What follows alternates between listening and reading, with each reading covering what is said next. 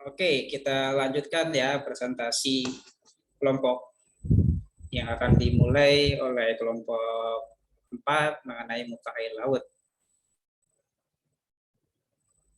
Pada kelompok 4, saya persilakan jangan lupa untuk mengirim ke grup ya, agar bisa dicek dan dibaca oleh kawan yang lain. Dan saya harap nanti ada tanggapan dan pertanyaan setelah materinya dipaparkan. Saya persilakan.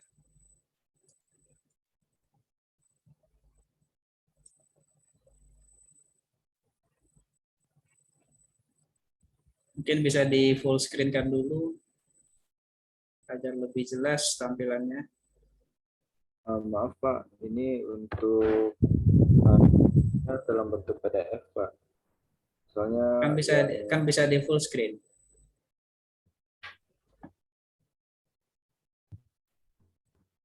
Bisa itu di full screen. Nah, Pak. oke, sip.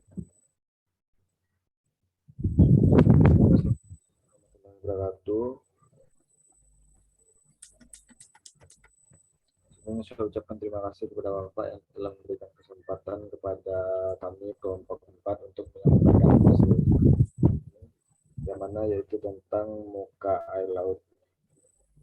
Yang mana di kelompok 4 ini ada Pak dan saya sendiri Pak Luzi.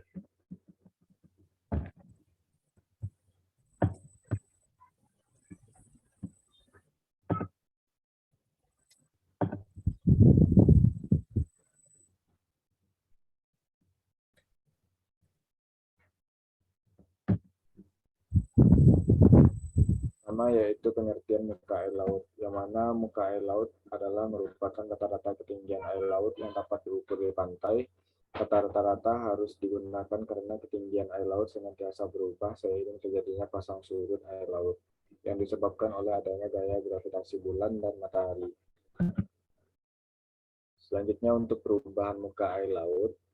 Perubahan muka air laut adalah perubahan ketinggian muka air laut, baik secara lokal ataupun global. Secara lokal, perubahan muka air laut dapat disebabkan oleh adanya gaya tektonik yang menyebabkan suatu daratan bergerak naik atau uplift ataupun turun dan disebut subside. Sementara itu, secara global, perubahan muka air laut dapat disebabkan oleh adanya pemanasan global yang mengakibatkan adanya perubahan volume air laut itu sendiri, ataupun perubahan dari volume cekungan samudra dan pemuaian panas, dan juga dapat disebabkan oleh Milankovitch cycle termasuk eksentrisitas, obliquitas, dan resesi. Selanjutnya yaitu perubahan volume air laut disebabkan oleh beberapa faktor.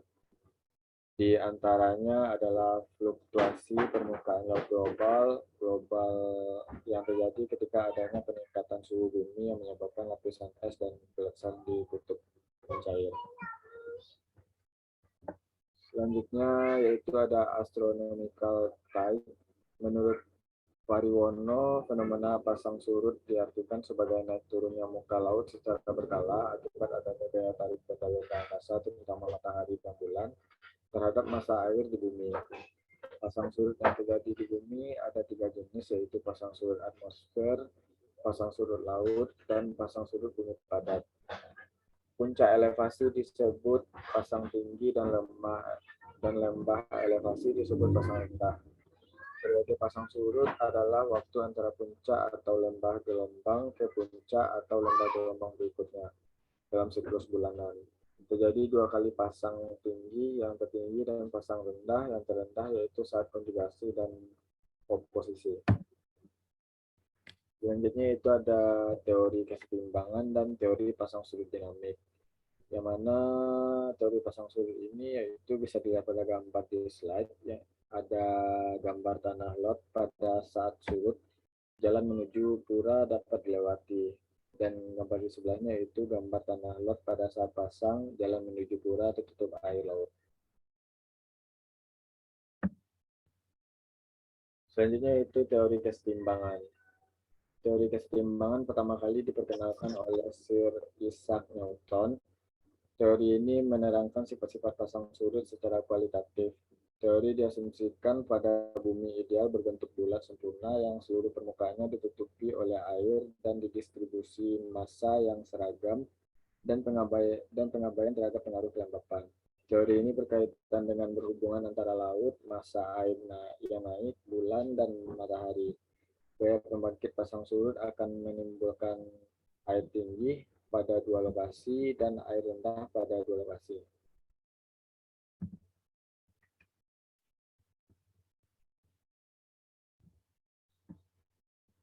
Selanjutnya yaitu ada teori pasang surut dinamik. Teori pasang surut dinamik berpedoman bahwa lautan yang homogen masih diasumsikan menutupi seluruh bumi pada kedalaman yang konstan. Tetapi gaya-gaya tarik periodik dapat membangkitkan gelombang dengan periode sesuai dengan konstituennya. Teori ini pertama kali dikembangkan oleh Laplace. Menurut teori dinamis, gaya pembangkit pasut menghasilkan gelombang pasut yang periodenya sebanding dengan gaya pembangkit pasut. Gaya Coriolis mempengaruhi arus pasut dengan faktor gesekan dasar yang dapat mengurangi periode pasut dan menyebabkan keterlambatan fase serta mengakibatkan persamaan gelombang pasut menjadi non-linear. Semakin dangkal perairan, maka semakin besar pengaruh gesekannya. Selanjutnya yaitu faktor-faktor penyebab terjadinya pasang surut. Menurut teori kesetimbangan, rotasi bumi pada sumbunya, revolusi bulan terhadap mataharinya, dan revolusi bumi terhadap mataharinya. Sedangkan menurut teori dinamis, yaitu kedalaman dan luas perairan, pengaruh rotasi bumi, dan gesekan dasar. Faktor lokal yang dapat mempengaruhi pasut yaitu topografi dasar laut, lebar selat, bentuk teluk, dan sebagainya, sehingga berbagai lokasi memiliki ciri pasang surut yang berlainan.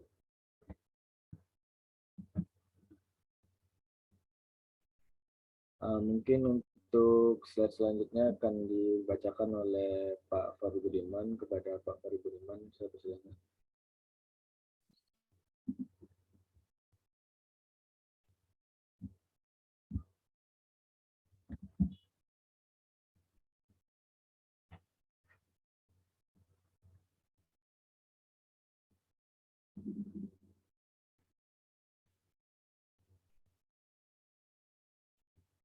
Mohon maaf sebelumnya Pak, karena Pak Fahri Budiman lagi ada urusan, jadi saya aja yang bacakan. Untuk selanjutnya yaitu jenis pasang surut air laut, yang mana itu ada pasang purnama dan pasang perbani. Tipe pasang surut air laut yaitu pasang surut harian tunggal, pasang surut harian ganda, pasang surut campuran, condong harian tunggal, pasang surut campuran, condong harian ganda. Bisa dilihat pada gambar yaitu ada jenis yang tipe pasang air laut.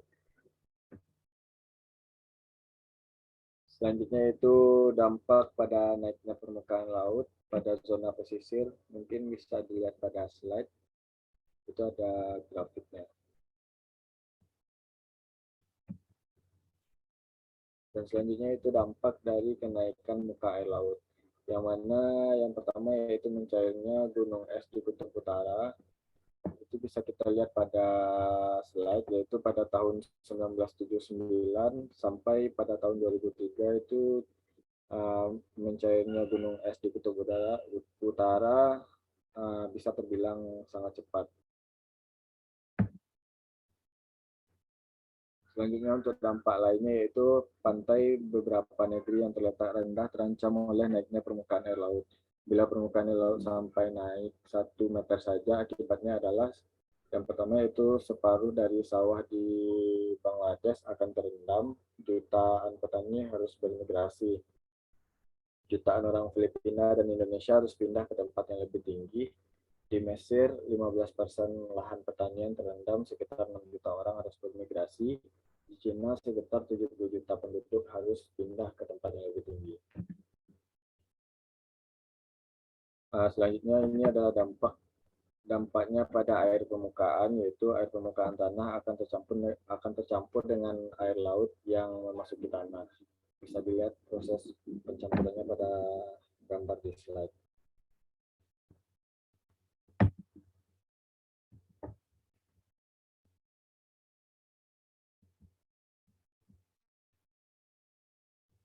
Mungkin sekian Pak presentasi dari kelompok 4, lebih dan kurang saya mohon maaf dan terima kasih. Oke, terima kasih untuk sarannya. Saya persilakan dari yang lain untuk memberikan tanggapan dan pertanyaan. Mungkin dari kelompok 1 atau yang lain, silakan.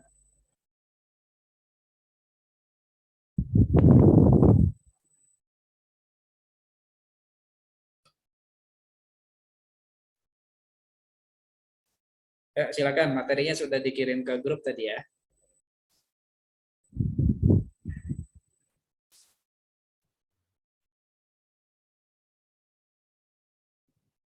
Siapa yang mau tanya, silakan. Via, Luciana, Rahmi.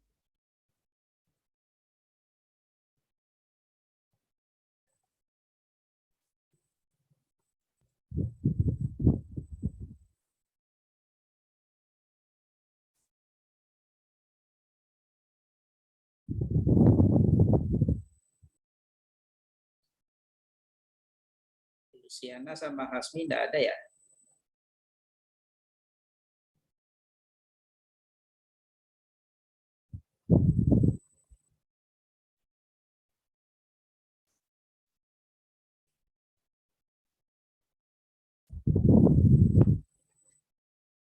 Ayo silakan.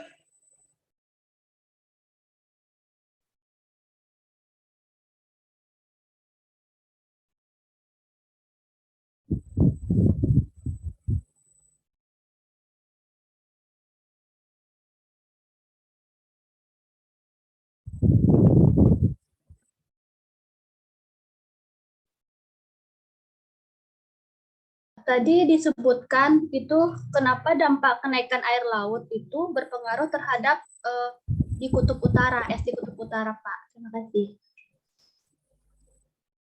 Terputus dari saya, dampak kenaikan air laut terhadap kutub utara. Ya. Oke. Bisa langsung dijawabkah?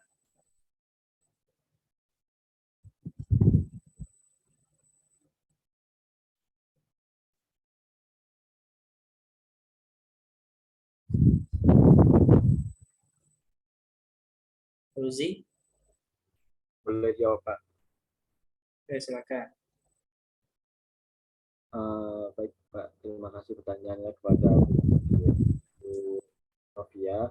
Kenapa kenaikan air laut berpengaruh terhadap es yang ada di kutub utara, yaitu kenaikan air laut ini biasanya terjadi karena adanya pemanasan global yang terjadi yang dapat menyebabkan es di kutub utara tersebut mencair, dan karena es di kutub utara itu mencair, itu menyebabkan terjadinya kenaikan muka air laut dan dapat daratan yang ada di beberapa daerah seperti tadi Mesir, Indonesia juga termasuk yang akan terkena dampaknya gitu. Terima kasih. Gimana?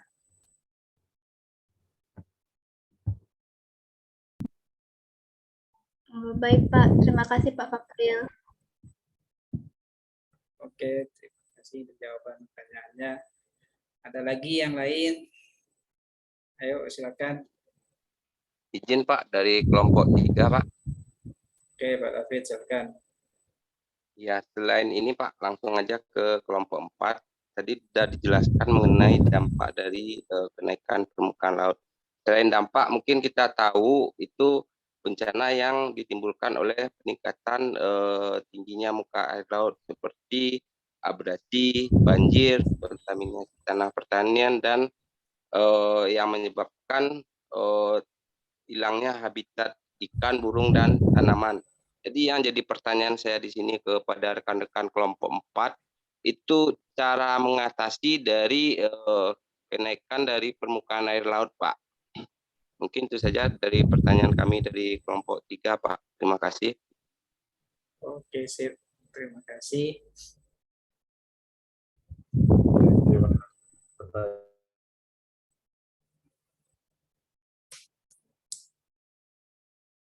Pertanyaannya mungkin untuk jawabannya yaitu bagaimana solusi dari untuk mencegah agar terjadinya kenaikan muka air laut. Solusi yang bisa kita lakukan yaitu dengan mengurangi terjadinya pemanasan global. Contohnya yaitu salah satu contoh besarnya itu mengurangi seperti efek rumah kaca. Jadi kita mulai terlebih dahulu kita mengurangi penggunaan efek rumah kaca dan juga penggunaan kendaraan bermotor karena dapat mempengaruhi atmosfer yang dapat menyebabkan terjadinya pemanasan global. Gitu, Pak.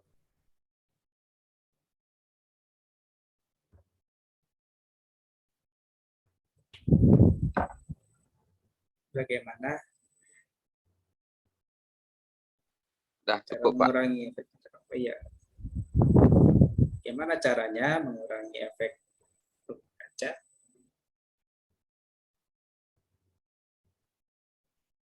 Dia mau menambahkan nggak mungkin jawabannya?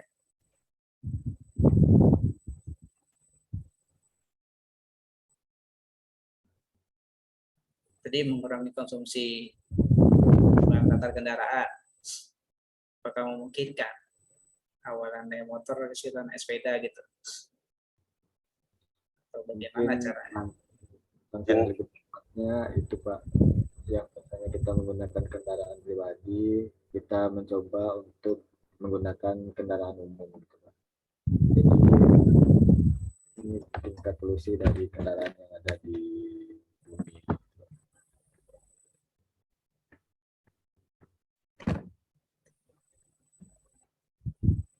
Oke, Izin menambahkan, Pak. Pak De, silakan. Ya, kalau menurut saya untuk mengurangi dampak efek rumah kaca, memang untuk lebih mengatur regulasi dalam infrastruktur yang apalagi dengan bangunan-bangunan yang model-model sekarang memang banyak yang memakai struktur yang berbahan dari kaca. Nah, mungkin itu yang lebih diperketat bagaimana untuk mengatur regulasi dalam pembangunan infrastruktur tadi dalam mengurangi pemakaian bahan kaca. Menurut saya seperti itu, Pak. Terima kasih. Oke.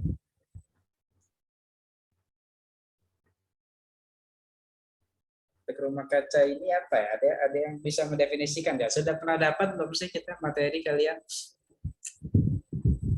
Ada nggak pernah dibahas di kuliah? Efek rumah kaca itu apa? Dan kenapa dikatakan efek rumah kaca?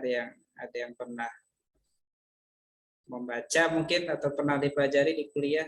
Di saya rasanya belum pernah ya bahas ini. Yang saya ketahui Pak, Ya, yang saya ketahui untuk efek dari rumah kaca itu salah satunya yaitu menipiskan atmosfer.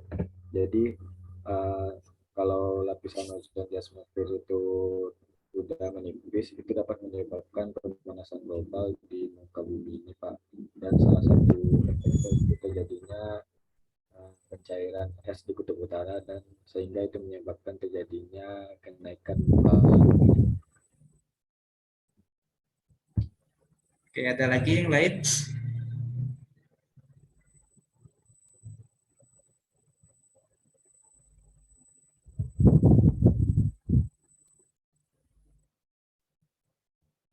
Atau enggak? Jadi kalian belum pernah dapat berarti ya, belum pernah dibahas di salah satu mata kuliah ya. Pencemaran udara ada enggak kalian dapat?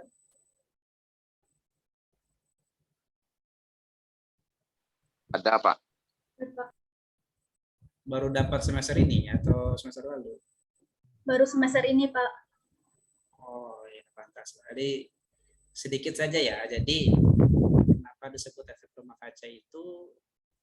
Karena adanya beberapa jenis pencemar udara ya, beberapa jenis pencemar udara yang dia bersifat memantulkan radiasi panas. Jadi kan secara umumnya radiasi sinar matahari itu kan menuju ke bumi kan ya, dan sebagian radiasinya itu panasnya itu akan dikembalikan ke atas lagi sebenarnya. Jadi itu sebagai salah satu sistem pertahanan sebenarnya dikembalikan ke atas, dan sebelumnya ada lapisan ozon yang mengurangi besaran atau tingkat energi radiasi yang masuk ke permukaan bumi. Secara normalnya sebenarnya adanya ozon, jadi tidak terlalu panas bumi, kemudian dipantulkan ke atas sehingga tidak terlalu panas, tapi karena adanya beberapa pencemar udara tadi menyebabkan pantulan dari radiasi panas tadi yang harusnya dia ke atas terus sehingga suhu bumi akan lebih stabil, dia dikembalikan lagi ke permukaan bumi. Jadi sehingga itu yang menyebabkan terjadinya peningkatan suhu permukaan bumi. Jadi peningkatan suhu tadi yang salah satunya menjadi penyebab melelehnya es di kutub yang berdampak kepada penambahan volume air laut sehingga tinggi permukaan air laut bertambah. Kemudian lapisan ozon juga, ketika lapisan ozon itu rusak, maka radiasinya akan semakin tinggi kan, itu juga menyebabkan peningkatan suhu permukaan bumi, dan yang berpengaruh juga sama juga ke kutub es nantinya. Jadi menjawab tadi mulai dari yang awal ya. Jadi sebenarnya mungkin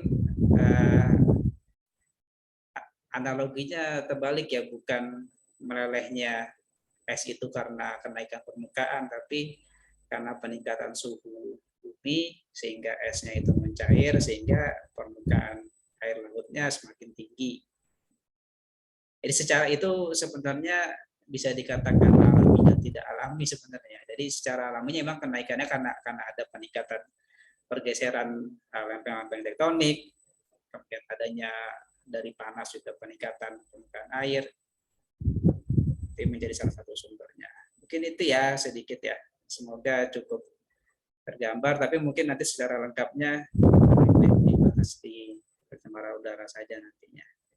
Ada lagi kah yang kira-kira ingin memberikan pertanyaan atau tanggapan?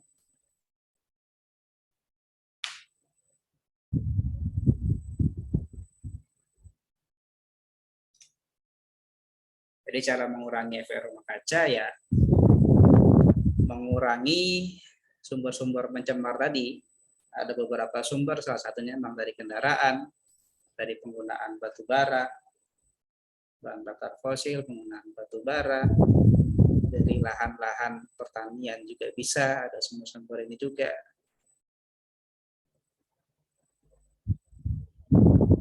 Ada lagi kah?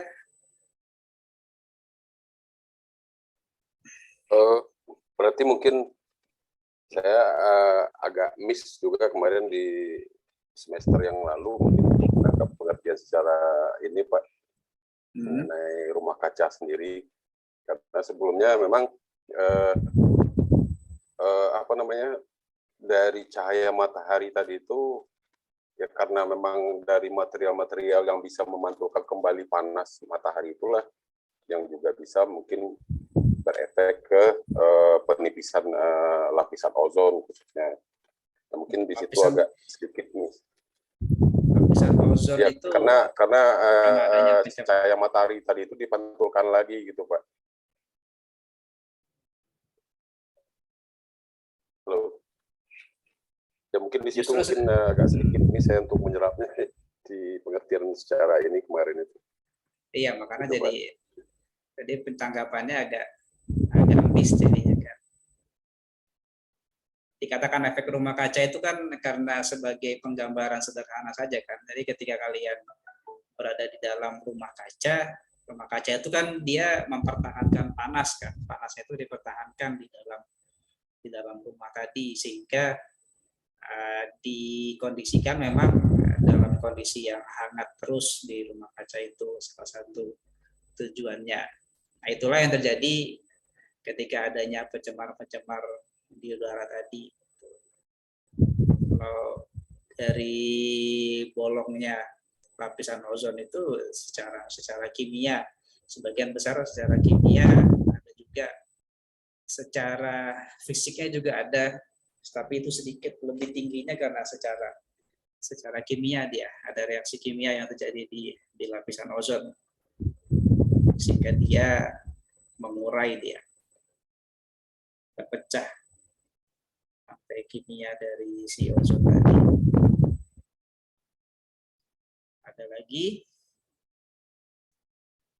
10 menit.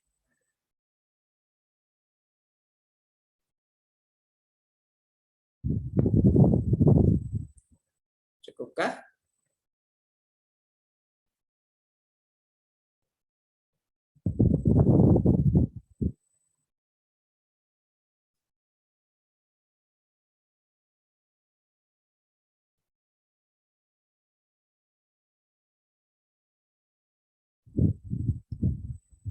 Kalau tidak ada, saya sudah membuat beberapa pertanyaan. Jadi seperti biasa, langsung dicatat saja ya. Nanti seperti biasa dikerjakan di kertas lembar, dikumpulkan di Google Classroom lagi.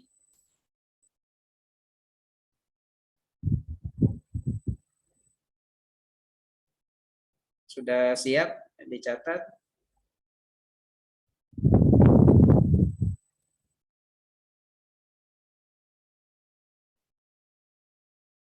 Sudah siap? Baik, Pak. Oke, yang pertama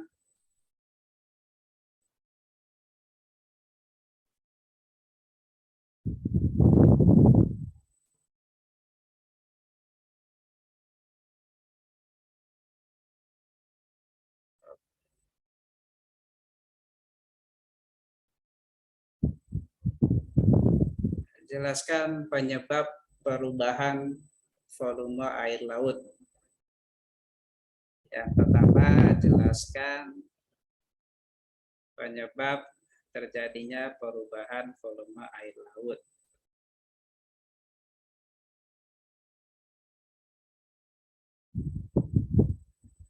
Yang pertama, jelaskan penyebab terjadinya perubahan volume air laut.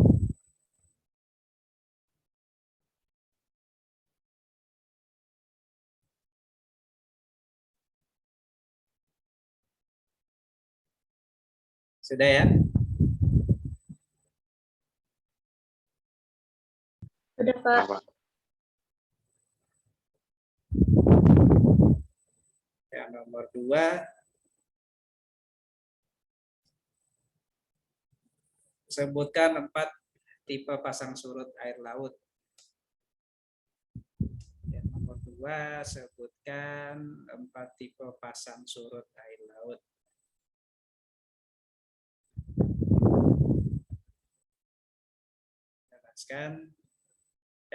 Sebutkan 4 tipe pasang surut air laut. Yang nomor 2, sebutkan 4 tipe pasang surut air laut.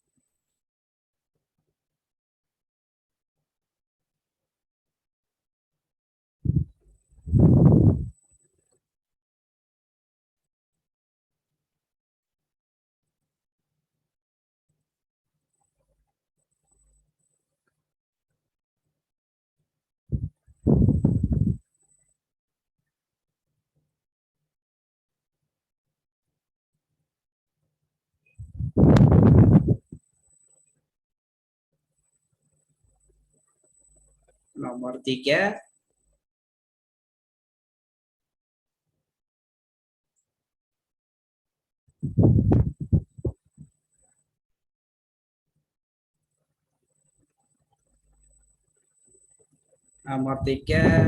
apakah perbedaan teori kesetimbangan dan teori pasang surut dinamik? Jadi ada 2 teori pasang surut air laut.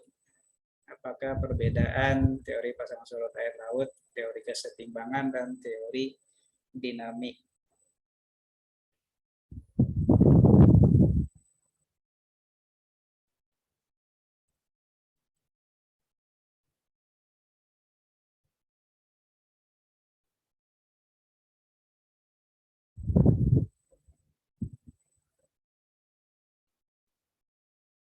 Dijelaskan perbedaan teori kesetimbangan dan teori dinamik terkait dengan pasang surut air laut.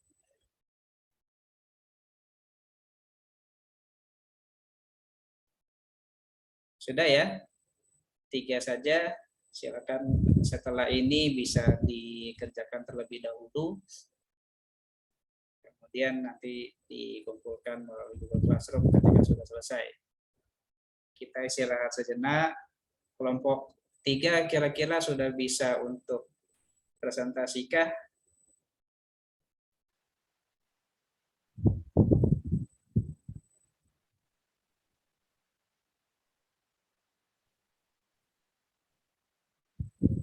Halo, kelompok 3.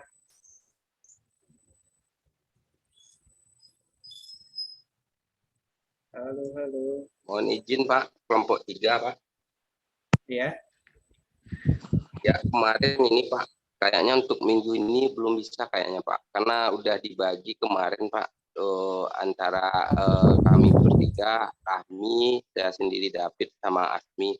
Kebetulan yang pengerjaan bagian kedua, ketiga itu tanggung jawab saya Pak. Yang kemarin belum sempat saya kerjakan gitu Pak. oke. Padahal udah 1 minggu kita kan. Atau Ya, mau betul, Pak. mulai dari kelompok berikutnya. Oke, itu kalau enggak. Jadi saya sendiri ini minta waktu 1 minggu lagi boleh Pak pengerjaannya Pak. Ini menjadi yang tanggung jawab saya sendiri gitu Pak. Yang pengerjaan yang lain yang rekan-rekan yang Rami sama Asmi udah bikin Pak gitu. Jadi kelalaian sama saya sendiri gini Pak. Ya tetap saja berarti kan belum siap sebenarnya. Ya memang betul belum Pak. Oke, mungkin nanti saya sedikit saja ya. Saya mungkin sedikit kasih materi sedikit saja berarti soal instruksinya. Tapi mungkin PR untuk kelompok 3 coba cari waktu kita malam saja ya buat kalian presentasi ya. Sampai sebelum UTS-nya. Saya tidak tahu kita UTS di minggu depan atau minggu depannya lagi. Tapi kemungkinan besar minggu depan kita UTS. Jadi kalau bisa sebelum UTS, cari satu waktu presentasi kan akan lebih dari 30 menit ya saya rasa nanti itu. Silakan Ya, nanti siap, cari waktunya ya. Siap Pak. Itu saja mungkin. Oke, setelah ini Ya, makasih, kita Pak. rehat ya. Ya, setelah ini kita rehat. Silakan sambil dikerjakan materinya. Sambil dikerjakan tugasnya tadi, paling lambat 2:30 kita mulai lagi ya. Saya mungkin akan sedikit presentasi terkait dengan materi yang muka air laut sama intrusi sedikit mungkin saya nanti akan sedikit masuk. Itu saja mungkin untuk segala salah dan kurang saya mohon maaf. Silakan bisa dikerjakan tugasnya. Saya tutup dengan hamdalah. Assalamualaikum warahmatullahi wabarakatuh. Waalaikumsalam warahmatullahi wabarakatuh. Waalaikumsalam warahmatullahi wabarakatuh.